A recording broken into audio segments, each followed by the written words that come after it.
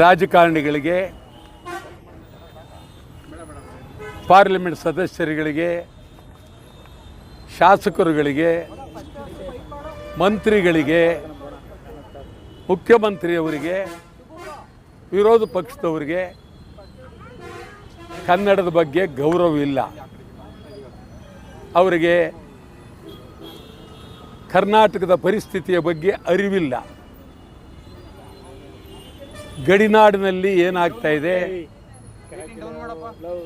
ಹೊರನಾಡಿನಲ್ಲಿ ಏನಾಗ್ತಾ ಇದೆ ಏನು ಒಬ್ಬರಿಗೂ ಗೊತ್ತಿಲ್ಲ.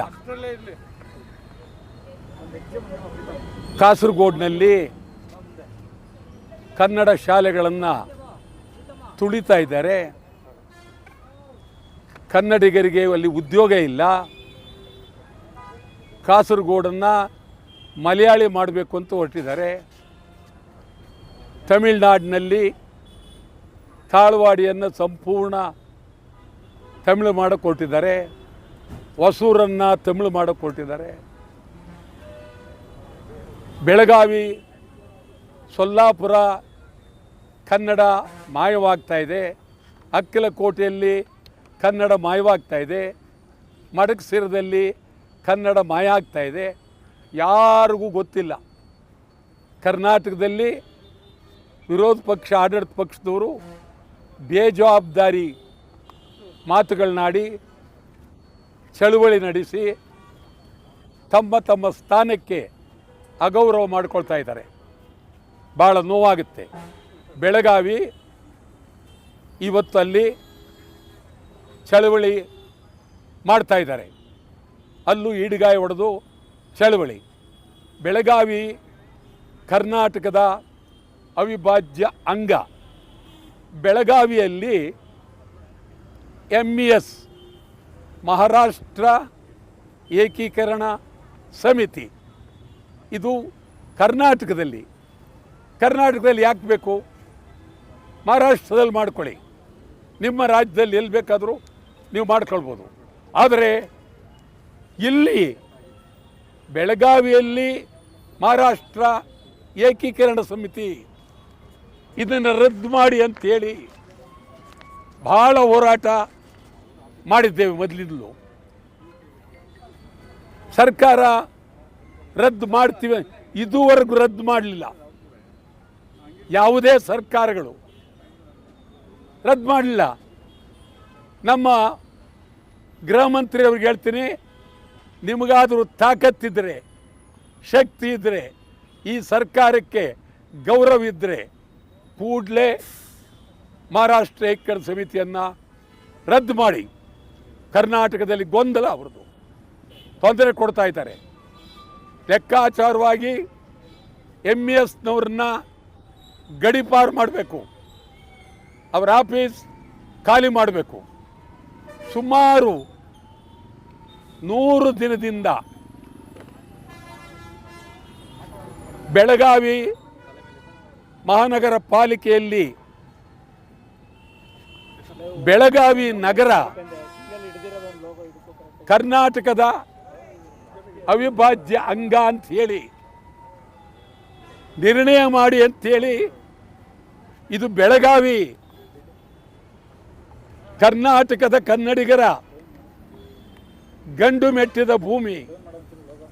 ಇಲ್ಲಿ ಬೆಳಗಾವಿ ಕರ್ನಾಟಕದ ಅವಿಭಾಜ್ಯ ಅಂಗ ನಿರ್ಣಯ ಮಾಡಿ ಅಂಥೇಳಿ ಮಹಾನಗರ ಪಾಲಿಕೆಗೆ ಇಡೀ ಬೆಳಗಾವಿ ಜಿಲ್ಲೆಯ ಕನ್ನಡ ಪರ ಸಂಘಟನೆಗಳು ಹೋರಾಟ ಆರಂಭ ಮಾಡಿ 100 ದಿನ ಇವತ್ತಿಗೆ. ಸರ್ಕಾರದವರಿಗೆ ನಿಮಗೇನಾದರೂ ಗೌರವ ಇದೆಯಾ? ಒಂದು ನಿಮಿಷ ನೀವು ನಿರ್ಣಯ ಮಾಡದೇ ಇದ್ದರೆ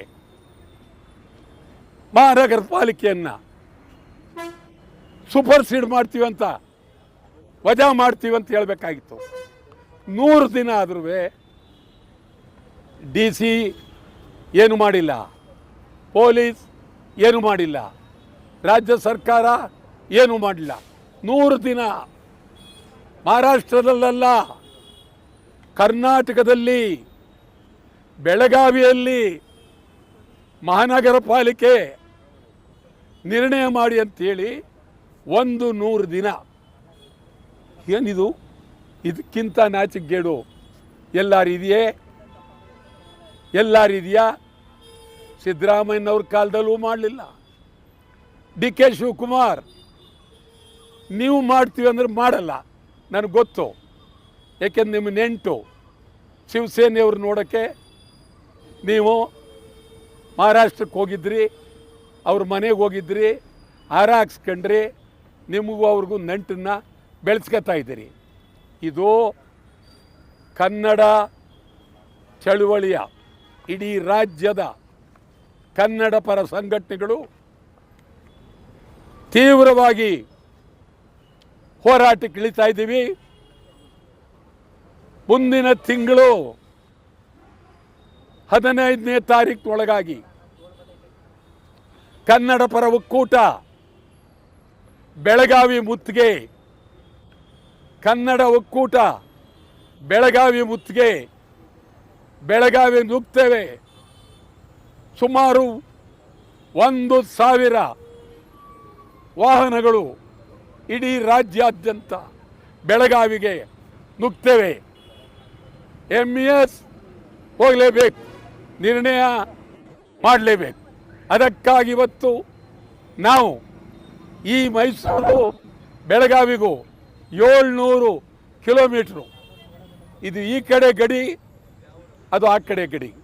ಆದ್ದರಿಂದ ಮೈಸೂರಿನಿಂದಲೂ ನಿಮಗೆ ಇಡೀ ರಾಜ್ಯದ ಬೆಂಬಲ ನೀಡೋದಕ್ಕೆ ಇಲ್ಲಿ ಈಡ್ಗಾಯ್ ಹೊಡೆಯುವ ಮೂಲಕ ಬೆಳಗಾವಿ ಮಹಾನಗರ ಪಾಲಿಕೆಯ ದುರಂತವನ್ನು, ದುರಹಂಕಾರವನ್ನು ಖಂಡಿಸೋದಕ್ಕೆ ನಾವು ಕನ್ನಡ ಚಳವಾಟ ಪಕ್ಷ ಈಗ ತೀರ್ಮಾನವನ್ನು ಮಾಡಿದ್ದೇವೆ.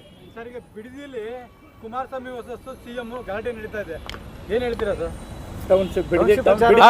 ಗೊತ್ತು, ಹೇಳ್ತೀನಿ. ಬಿಡದಿ ಅದು ಈಗ ರಣರಂಗ ಆಗಿದೆ. ಅಲ್ಲಿ ಟೌನ್ಶಿಪ್ ಮಾಡಬೇಕು ಅನ್ನೋದು ಹಿಂದೆ ಇದ್ದಂಥ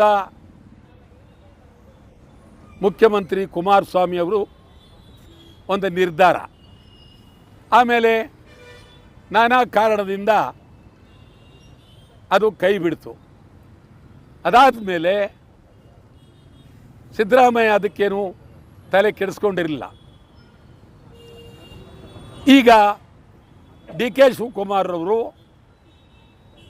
ಮಾಡಲೇಬೇಕು ಅನ್ನೋದು ಹಠಕ್ಕೆ ಬಿದ್ದಿದ್ದಾರೆ. ಮೊದಲನೇದಾಗಿ